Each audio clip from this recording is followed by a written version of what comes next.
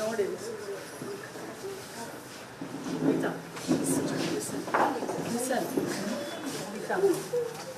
ಅಳ್ಬೇಡವಾ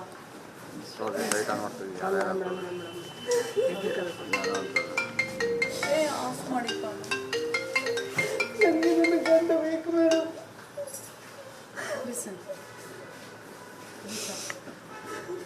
ಇಲ್ಲಿ ಕೇಳಿಲಿ, ಇಲ್ಲಿ ನನ್ನ ನೋಡ್ತೀಯಾ? ಧೈರ್ಯವಾಗಿ ಹೋರಾಟ ಮಾಡುವಂಥ ಮಗಳು ಅಳಬಾರ್ದು. ಇಲ್ಲಿ ಕೇಳಿಲಿ, ಈ ಥರ ಹೆದರ್ಕೊಂಡ್ರೆ ನೀನು ಸೋತೋಗ್ಬಿಡ್ತೀಯ. ಧೈರ್ಯವಾಗಿ ಹೋರಾಟ ಮಾಡಿದಾಗ ಅವರು ಸೋಲ್ತಾರೆ, ಅವ್ರು ಹೆದರ್ಕೊಳ್ತಾರೆ. ಇಷ್ಟೇ ನೀನು ಇಷ್ಟು ಧೈರ್ಯವಾಗಿ ಇಷ್ಟೊಂದೆಲ್ಲ ಹೆಜ್ಜೆ ಇಟ್ಟಿದ್ಯಾ ಅಂದಮೇಲೆ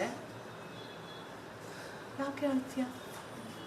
ಕಮಿಷನರ್ಗೆ ಮಾತಾಡಿದ್ದೀನಿ, ಸಂಪೂರ್ಣ ರಕ್ಷಣೆ ಕೂಡ ಕೇಳಿದ್ದೀನಿ. ಎಲ್ಲವೂ ತನಿಖೆ ಆಗುತ್ತೆ, ಕಾನೂನಿನ ಪ್ರಕಾರ ಕ್ರಮ ಆಗುತ್ತೆ. ವಿಶ್ವಾಸ ಇಡಬೇಕು. ಮಕ್ಕಳಿದ್ದಾರೆ, ನೀವು ಹಿಂಗೆ ಎಲ್ಲರ ಮುಂದೆ ಈ ಥರ ನೀವು ಹತ್ತು ಬಿಟ್ಟು ಸೋತೋದ್ರೆ ಏನು ಮೆಸೇಜ್ ಕಳಿಸ್ತೀಯ ಮಕ್ಕಳಿಗೆ? ಆಯಿತು, ಈಗ ಆಯಿತು ಆಯಿತು, ಓಕೆ ಓಕೆ, ಅದನ್ನು ನಾವು ಬರೆಯೋಣ ಆಯಿತಾ? ಹಾಂ, ಗೃಹ ಸಚಿವರಿಗೆ ಬರೆಯೋಣ. ಗೃಹ ಸಚಿವರಿಗೆ ಮತ್ತೆ ನಾನು ಹೋಗಿ ಭೇಟಿ ಮಾಡ್ತೀನಿ. ಇಷ್ಟೆಲ್ಲ ಇದ್ದರೆ ಅವ್ರಿಗೆ ಅಲ್ಲಿಂದ ತೆರವುಗೊಳಿಸಿ ತನಿಖೆಯನ್ನು ಮಾಡಿ ಕರೆಕ್ಟಾಗಿ ಅಂತ ನಾನು ಖಂಡಿತವಾಗ್ಲೂ ಮಾತಾಡ್ತೀನಿ. ಓಕೆ, ಅಳಬಾರ್ದು. ಅವನಿಂದ ಇನ್ಸ್ಪೆಕ್ಟ್ರಿಂದ ನನ್ನ ತಂದೆ ತಾಯಿ ಎಲ್ಲ ತಿಳ್ಕೊಂಡು ನೀವೀಗ ಹೇಳಿದ್ರಿ ಹೋರಾಟ ಮಾಡಬೇಕಂತ. ಹೋರಾಟ ಮಾಡ್ತೇವೆ, ಹೋರಾಟ ಮಾಡಿ ನನ್ನ ತಂದೆ ತಾಯಿ ಎಲ್ಲ ತಿಳ್ಕೊಂಡ್ಬಿಟ್ಟು ಹೋರಾಟ ಮಾಡಿದ್ದಕ್ಕೆ ಈ ಥರ ಸುಮ್ಮನೆ ಮೊನ್ನೆ ಇದೇ ನೋಡಿರ್ಬೋದು ನೀವು, ರೇಪ್ ಕೇಸ್ ಹಾಕಿದ್ರು. ಸುಮ್ಮನೆ ಅದು ಫೇಕ್ ರೇಪ್ ಕೇಸ್ ಹಾಕಿದ್ರು. ಇಬ್ಬರು ಹುಡುಗಿಯರನ್ನು ಇಟ್ಕೊಂಡು ರೇಪ್ ಕೇಸ್ ಹಾಕಿಬಿಟ್ಟ ನನ್ನ ಮೇಲೆ. 3 ತಿಂಗಳು ಜೈಲಿನೊಳಗೆ. ಈಗ ಸಹ ಹೇಳ್ತಿದ್ದಾನೆ. ಮೊನ್ನೆ ಆಮೇಲೆ ಮೊಬೈಲ್ ಗಾಡಿ ತಗೊಳ್ಳಿಕ್ಕೆ ಹೋದ್ವಿ. ನಿನ್ನ ರಿವೆಂಜ್ ಇನ್ನೂ ಮುಗಿಯಲ್ಲ, ನಿನ್ನ ಬಿಡಲ್ಲ.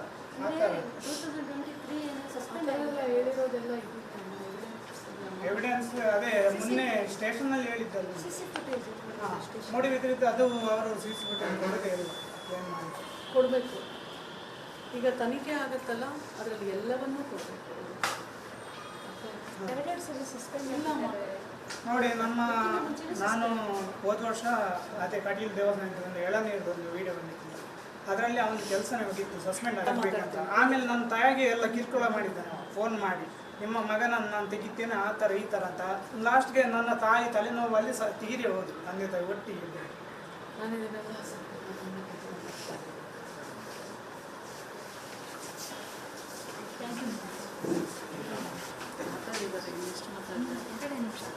ಒಂದು ಈಗ ಜೊತೆ ಫೋನ್ ತಗೋಪ್ಪ,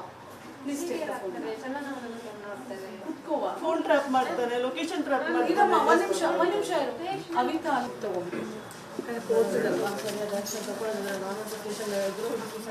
ಹಾಗೆಲ್ಲ ಮಾತಾಡಬಾರ್ದು. ನಿಮಗೆ ರಕ್ಷಣೆ ಹೋಗ್ಲಿಕ್ಕಿಲ್ಲ, ಅದನ್ನು ತುಂಬ ಮಾಡೇ ಇಲ್ಲ. ಹಾಂ, ಯಾರಿಬ್ರು?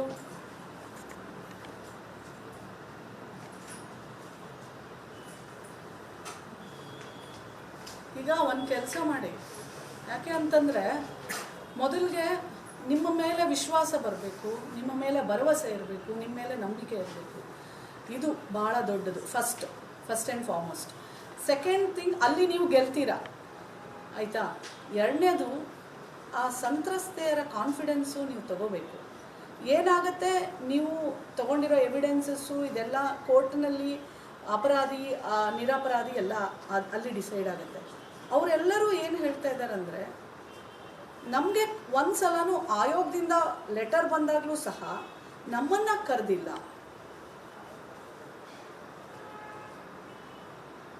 ನೀವು ಹಾಗೆ ಹೇಳ್ತೀರಾ, ಅವ್ರೇನು ಹೇಳ್ತಾರೆ? ನಾನು ಅದೇ ಹೇಳಿದೆ, ನಾನು ಮಂಗಳೂರಿಗೆ ಹೋಗಿದ್ದೆ, ಎಲ್ಲ ಸುದ್ದಿ ಆಗಿತ್ತು, ನೀವು ಬರಲಿಲ್ಲ ಯಾಕೆ ಅಂದಾಗ ಅವರಂದ್ರು ಅದು ಕಾನ್ಫಿಡೆನ್ಷಿಯಾಲಿಟಿ ಇತ್ತು ಮೇಡಮ್, ಎಲ್ಲರ ಮುಂದೆ ನಮ್ಗೆ ಹೇಳೋಕ್ಕಾಗ್ತಿರಲಿಲ್ಲ. ನಾನು ಹೇಳಿದೆ, ಇಲ್ಲ ಅವ್ರು ಅಲ್ಲೇ ಇದ್ರಲ್ಲ, ನಾನು ಪಕ್ಕಕ್ಕೆ ಕರ್ಕೊಂಡೋಗಿ ಹೇಳ್ತಾ ಇದ್ದೆ ಅಂತ. ಹೌದು. ಈಗ ನಾನು ಸುಧೀರ್, ನಾನೇನು ಹೇಳೋದಂತಂದರೆ, ಈಗ ಇದೆಲ್ಲ ಸೂಕ್ಷ್ಮ ವಿಚಾರ ಆಗಿರೋದ್ರಿಂದ ಇದನ್ನು ಬಹಳ ಸೀರಿಯಸ್ ಆಗೇ ತಗೊಂಡು ಯಾರ್ಯಾರು ಸಂತ್ರಸ್ತ ಇದ್ದಾರೆ ಎಲ್ಲರನ್ನು ಕರೆದು ಮುಖಾಮುಖಿ ನಿಮ್ದು ಏನೆಲ್ಲ ತನಿಖೆ ಮಾಡಬೇಕು ಅದನ್ನೆಲ್ಲ ಮಾಡಿ ಎಲ್ಲವನ್ನು ಮಾಡಿ ನಮಗೆ ನೀವು ವರದಿಯನ್ನು ಕಳಿಸ್ಬೇಕು ಮತ್ತು ಮುಂದಿನ ಏನು ಕ್ರಮ ಇದೆ ಅದನ್ನು ತಗೋಬೇಕು. ಓಕೆ, ಕಳಿಸಿ. Thank you. ನ್ಯೂಸ್ ಫಸ್ಟ್ ನಿರ್ಭೀತಿಯಿಂದ ನಿಮ್ಮ ಪರವಾಗಿ.